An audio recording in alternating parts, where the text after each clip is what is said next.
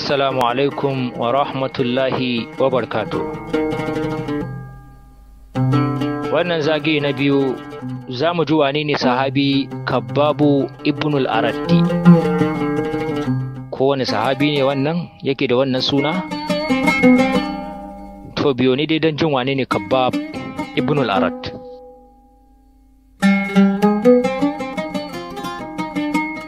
Kabbabu ibnul Aratti ɗaya ne daga cikin sahabban annabi sallallahu alaihi wasallam wanda ya baiwa addinin Allah gudumawa. Kabbabu ibnul Aratti yana daga cikin na gaba-gaba wajen musulunci, amma ko menene farkon labarinsa? To taho ka ji. Akwai wata baiwa Allah da ake cewa da ita Ummu Anmarin. Wannan Ummu Anmarin ana cewa da ita Ummu Anmarin al-Kuzaiyatu. Wani lokaci ta fita zuwa suqun Nakasin. Suqun Nakasin kasuwa ne a Makka wanda ba abin da ake sai cinikin bayi.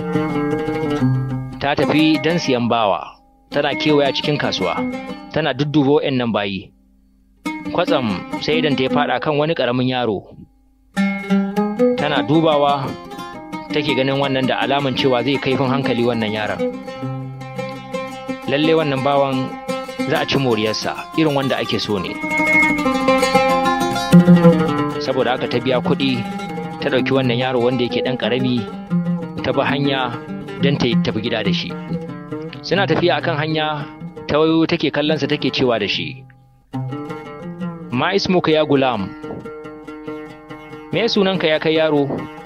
Yake cewa Kabbabu, sunana Kabbab. Sai take cewa wa masmu abika, ya sunan babanka? Sai yake bata amsa da cewa Arattu, sunansa Arat. Wa min aina anta, daga ina kake? Sai ce da ita min Najdin, daga Najd nake. Ta ce idan anta arabiyun, ai kai balarabe ne.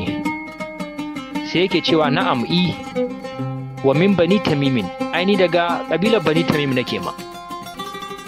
Sai take cewa wa man ladhi awsalaka ila aidin nakasin fi makka, to me kai ka hannun masu sai da bayi a nan kasuwa a garin Makka?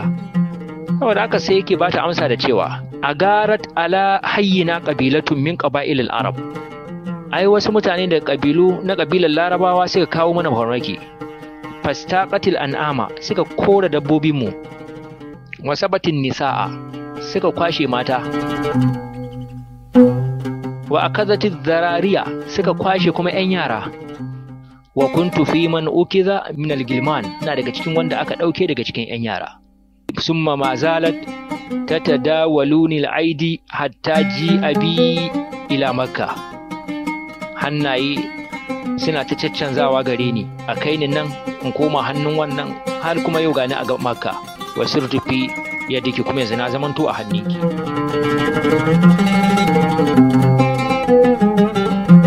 Allahu Akbar. Kaji Kabbabu bin al-Arat yana yaro. Saboda haka Ummu Anmar ta tafi da wannan yaro zuwa gida, daga nan ta ɗauke shi ta miƙa shi kasuwa a garin Makka, kasuwa wanda yake na makera ne, don ya koyi yadda ake kera kayayyaki na yaƙi, takobi da makamantansu. Domin a wannan lokaci takwabbuna suna siyuwa, dan lokaci ne da ake yaƙe-yaƙe. Kabbabu bin al-Arat cikin ikon Allah da yake mutum ne mai kaifin hankali, kankace me ya riga ya fahimci abubuwa da yawa a cikin wannan aiki. Cikin ƙanƙanin lokaci Kabbabu bin al-Arat ya ƙware, ya iya aiki. Saboda haka ta kama masa shago, ta zuba masa kayan aiki. Kabbabu ya zamanto shi ma ubangida ne da kansa. Saboda haka yaro ya tasa ya zama saurayi, ya ƙware cikin aiki, daga garuruwa aiki ake kawo masa ana karɓa, saboda riƙon amana da kuma wato ainihin gaskiya irin nashi, ga kuma iya aiki.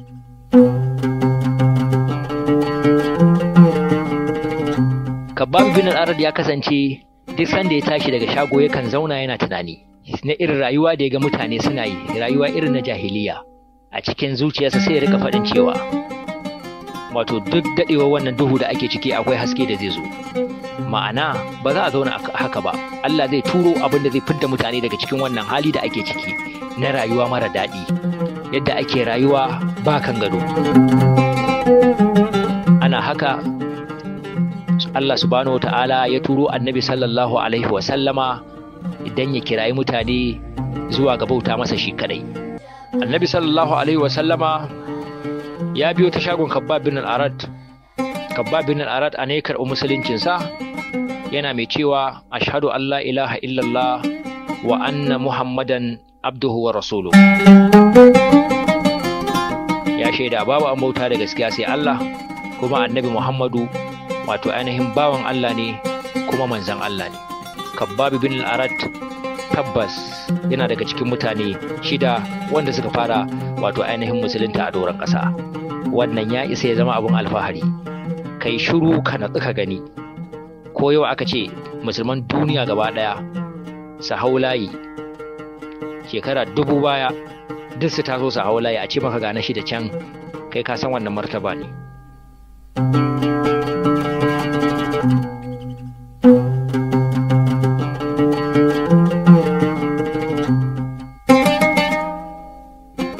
Khabbab bin al-Arat ya kyautata wato ainihin musuluncinsa, amma kai abinka da matashi sai ya bayyana musuluncinsa. Lokacin musulunci yana cikin wani tasko, ɓoye shi ake yi. To wannan shine abin da Khabbab ya fara haɗuwa da shi na matsala, kuma gashi shi ba ɗa bane, bawa ne.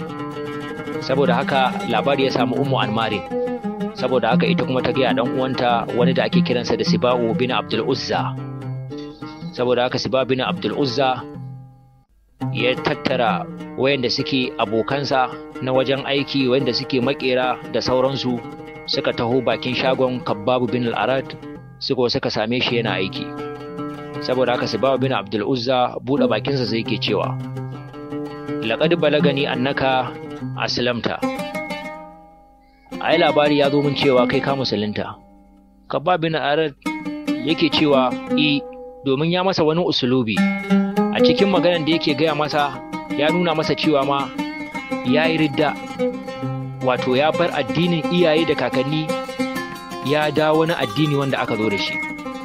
A cikin wancan usulubi yake cewa da shi laqad balagana anka naba'an aw anka naba'un lam tusaddiqhu, wani labari ya zo mana game da kai lam nusaddiqhu amma ba mu gazgata shi ba. Khabbab yake cewa ma huwa, wani labari ne? Siba'u ya ce yusha'u, labari ya bazo annaka saba'ata, kai kayi ridda ka bar addinin mu, wa tabi'ta gulama bani hashimin, ka ba addinin yaron nan na bani hashim. Khabbab buɗan bakinsa cikin sauƙin murya yake cewa ma saba'atu, ba kafircewa ne ba, wa inna ma amantu billahi wahdahu la sharika la, na imani da Allah shi kaɗai wanda ba shi da abokin tarayya. Wa nabastu asnamakum, na yi watsi da gumakanku. Wa shahidtu anna muhammadan abdullahi wa rasuluhu, kuma na shaida Muhammadu bawan Allah ne ko manzon Allah ne. Wannan kalma da Khabbab ya faɗa sai ya zamanto masa fitina. A lokacin suka rufe shi da duka, masu yi da ƙafa, masu yi da hannu, masu yi da ƙarafuna. Ba su kyale Khabbab ba yadda suka gan shi a ƙasa baya cikin hankalinsa, ya su ba abin da ke fita a jikinsa sai jini kawai. Allahu akbar. Labari ya bazu garin Makka cewa ga wannan matashi ya yi ƙwarin rai, wato har an fara samun wanda yake bawa ya ci da zuciyarsa, har ma wato ainihin addini yake bayyanawa. Lalle ya kamata a ɗauki mataki akan wayanda suke suna barin addininsu, suna koma addinin wannan matashin da ya zo da kira. Saboda haka dattawa wanda suke na Qurayshawa tsofaffi suka haɗu, suka tattauna, suka yi wato ainihin mitin.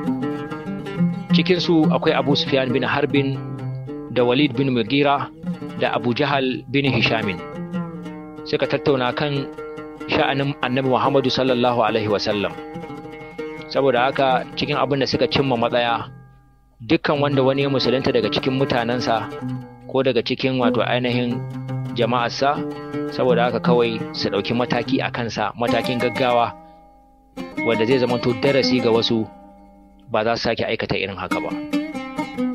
Saboda haka Ummu Anmarin da yake mace ce ta ɗauki ragaman ladabtarwa ta miƙa hannun Siba bin Abdul Uzza, shi kuma wanda yake wato ainihin ɗan uwa ne gare ta, shi kuma da mataimakansa suka fara wato ainihin ɗaukan mataki na azabtar da Kabbab bin Arad. Lallai Kabbab bin Arad ya sha azaba baka ma kuwa, kaji abin da suke masa.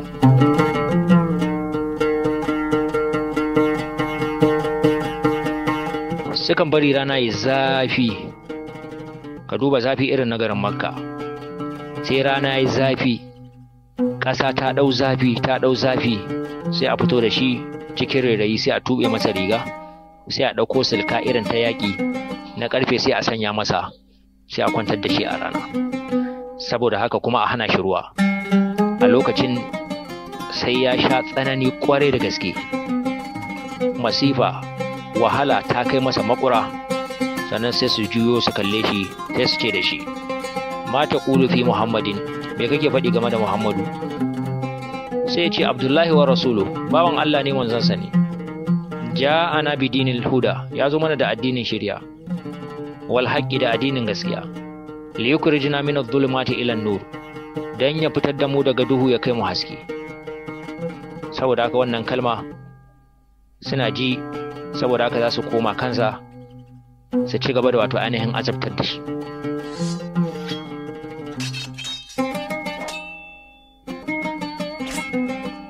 Idan suka yi masa azaba, mai duka ya duka, mai naushe ya naushe, to sun mai ƙulu na lahu, sai su ce da shi, wa ma taqulu fil lata wal uzza, me kake faɗi game da lata da uzza? Sai ce da su, sanamani asammani, wannan gumaka ne guda biyu wayanda suke bebaye kurame, abu kamani, ba sa magana, la ya durrani wa la yanfa'ani, ba sa cutarwa kuma ba sa amfanarwa. Saboda haka sai su zo da manya-manya duwatsu su ɗora masa har sai sun ga ya suma. Wannan yana daga cikin irin azabar da suke wa Kabbab ibn al-Arad. Allahu akbar. Ummu Anmara a matsayinta na mace ta kasance tana daga cikin wanda take wa Kabbabu azaba. Bayan ɗan uwanta Siba'u ibn Abdul Uzza, ta kasance takan zo ta same shi har a inda yake, wato ainihin ɗauki ƙarfe na irin wanda suke ƙira ta ɗora masa a kai, wanda yake mai nauyin gaske, ba sa saukewa sai ta ga ya fita a hayyacinsa ko ya suma. Wannan yana daga cikin irin azaban da take yi wato ainihin Kabbabu ibn al-Aratti. Amma a lokacin yana cikin wannan hali, ba abin da yake faɗi sai kai wato ainihin maimaita kalma wacce take ta shahada. Kabbab bin al-Arad ya sha wahala kwarai da gaske a matsayinsa na bawa wanda yake ba da ba. Shi yasa cikin wanda suke sahabbai, dan ana maganan wanda suka wahala, to idan aka lissafa irin su Bilalu, shi ma da yake a matsayinsa na bawa, akan lissafa Kabbab bin al-Arad saboda shi ma wato ainihin bawa ne. Ana cikin wannan hali, Ubangiji subhanahu wa ta'ala sai ya umarci Annabi sallallahu alaihi wasallama da yin hijira zuwa garin Makka. Ubangiji subhanahu wa ta'ala ya umarci annabinsa don yin hijira daga garin Makka ya koma garin Madina, don wato ainihin sila ta ɗaukakan musulunci da kuma watsuwarta a ko'ina. A lokacin Kabbabu bin al-Arad ya yi ƙoƙarin ya bi Annabi sallallahu alaihi wasallama zuwa garin Madina, amma kuma Ubangiji a lokacin bai ba, dan sai ya cika masa addu'arsa, irin addu'an da Kabbab bin al-Arad yake a lokacin da suke masa azaba, yana musu mummunan addu'a ita Ummu Anmarin da dan uwanta wato ainihin Siba ibn Abdul Uzza. Kuma Ubangiji subhanahu wataala bai hijiran ba sai da ya amsa masa addu'a. Ubangiji subhanahu wataala sai ya zamanto ya jarrabe ta ita Ummu Anmarin da mummunan ciwon kai, wanda idan ta fara ciwon kan nan ba abin take sai haushi na kare saboda tsananin bala'i. Saboda haka ƴaƴayenta da wanda suke yan uwa akan fita neman mata magani, a shiga bangarori na neman magani, amma dai inda aka je ba a cimma nasara. Shawaran da wasu daga cikin masu dibbu suke bada bayani cewa abinda za a yi mata sai dai a yi mata lalas da wuta a kanta, shine za ta iya samun sauki. Kaga sakamako na Ubangiji subhanahu wataala. Saboda haka sukan zo su sa karfe ja su dinga daddana mata akai, wannan shine abin da yake rage mata wato ainihin wannan tsananin ciwon kai. Wani lokacin sai an ɗauko karfe mai nauyi tukunna an ɗora mata akai, takan samu dama-dama. Allahu akbar. Wannan yana daga cikin amsa addu'a da Ubangiji ya yi wa Kabbabu ibn al-Arad. Kabbabu ibn al-Arad ya yi hijirarsa ya bi Annabi sallallahu alaihi wasallama, ya tadda Annabi daga baya a garin Madina ba da jimawa ba. Kabbabu ibn al-Arad ya ɗanɗani wato ainihin ɗanɗanon jin daɗi na rayuwa mai tsawon gaske a garin wato ainihin Madina, ta yadda ya yi addininsa hankali kwance. Babu mai takura shi, babu mai ɓata masa rai, babu wanda yake tunanin zai sa shi cikin bakin ciki. Kabbabu bin al-Arad ya halarci yaƙoƙi tare da Annabi sallallahu alaihi wasallam. Ya yi yaƙin Badar tare da Annabi sallallahu alaihi wasallam. Kuma ya je yaƙin Uhudu da shi aka yi, da ma wasu sauran yaƙoƙa na Annabi sallallahu alaihi wasallam. Kabbabu bin al-Arad Allah ya masa tsawon rayuwa, ya rayu tare da wayannan kalifofi da suka yi mulki bayan rasuwa Annabi sallallahu alaihi wasallama, kalifanci na sayyidina wato ainihin Abubakar da Umar, haka da Usmanu, haka ma da Aliyu. Kabbabu ibn al-Arad ya taho a bashi da komai. Ubangiji subhanahu wata'ala ya buɗa masa, ya yalwata masa dukiya. Kabbabu ya zamanto ya yi kuɗi na abun a faɗa a cikin garin Madina. Sai dai kuma dukiyarsa ba irin dukiya bane na wasu, dukiya ne da yake ciyar da ita bisa addinin Allah.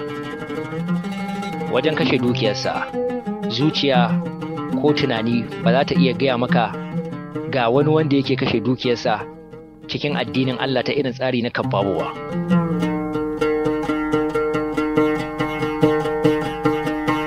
Kabbabu bin al-Arad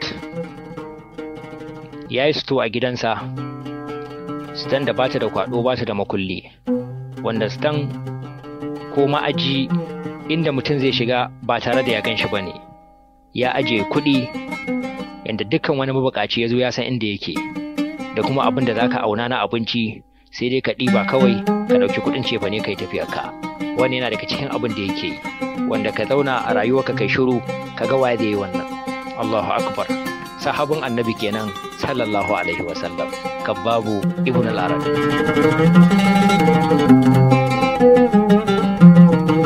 Kabbabu bin al-Arad ya samu wato ainihin tsawon rayuwa, ya yi wa addinin Allah aiki, ya taimaka wa bayan Allah da dukiyarsa da Ubangiji subhanahu wata'ala ya bashi. Kaji wani abin mamaki kuma cikin rayuwarsa. Jama'a daga cikin wato ainihin sahabbai abokansa suka taho don duba shi yayin da yake rashin lafiya, wanda rashin lafiyan da bai tashi ba kenan. Sun zo duba shi, Kabbabu bin al-Arad ke ce musu, a nan gurin da nan akwai kuɗi da na ajiye wanda ya kai wajen dirhami 800 ko kuma dirhami 80,000. Wannan dirhami 80,000 da suke ajiye ba na ajiye bane dan zan yi wani abu da shi gaba, ko ba na ajiye bane dan na hana wani mai bukata. Har yanzu masu bukata ne basu zo ga gurin ba. Allahu akbar. Kabbabu bin al-Arad kan fashe da kuka. A tambaye shi me ke sa ka kuka? Sai ce ‘yan uwana sun gabace ni, ba su ci komai cikin ladansu ba, musamman idan ya tuna ɗan uwansa sahabi Ammaru Mus'ab bin Umair, wanda wannan Mus'abu sanda ya mutu likkafanin da za a rufe shi ma babu. Yau kuma ga su Allah ya yalwata musu dukiya a bayan ƙasa, yakan tuna wannan ya fashe da kuka, ya ce to mu ko rabon mu aka ba mu lahira a duniya. Wannan abu yakan sa shi kuka. Kabbabu bin al-Arad ƙarshen rayuwarsa shine wannan jinya da ya yi, wanda kuma bai tashi ba. Lokacin da Kabbabu bin al-Arad Allah ya karɓi ransa, sayyidina aliyu radiyallahu anhu ya zo ya tsaya akan kabarinsa yake cewa rahimallahu kabbaban, Allah ya yi wa kabbabu rahama. Laqad aslama ragiban, kabbabu bin al-arat ya musulunta yana mai kwaɗayin musulunci. Wa hajara da'ian, ya yi hijira yana mai da'a. Wa asha mujahidan, ya rayu yana mujahidi cikin ɗaukaka addinin Allah. Walan yudayyi Allahu ajara man ahsana amala, Allah ba zai tozartar da ladan wanda ya kyautata aikinsa ba.